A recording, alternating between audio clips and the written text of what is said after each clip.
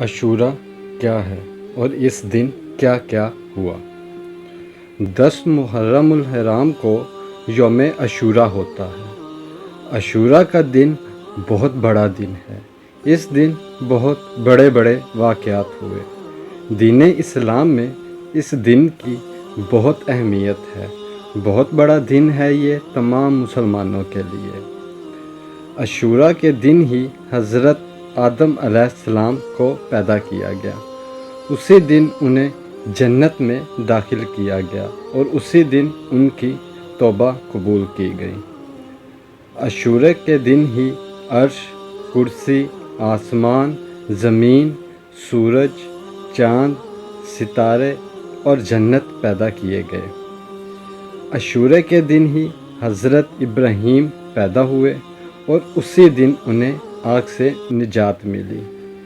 عاشورہ کے دن ہی حضرت موسیٰ اور آپ کی امت کو فرعون سے نجات ملی اور اسی دن فرعون اپنی قوم سمیت غرق ہوا۔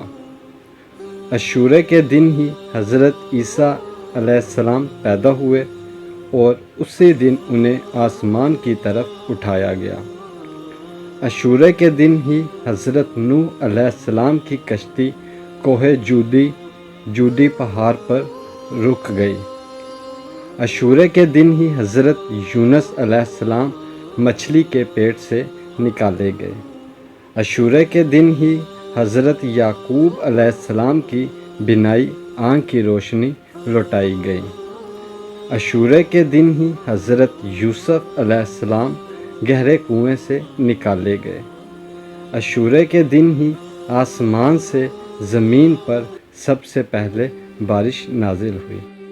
عاشورہ کے دن کا روزہ ماہ رمضان سے پہلے فرض تھا، پھر منسوخ کر دیا گیا اور سرکار مدینہ صلی اللہ علیہ وآلہ وسلم نے ہجرت سے پہلے عاشورہ کا روزہ رکھا تھا۔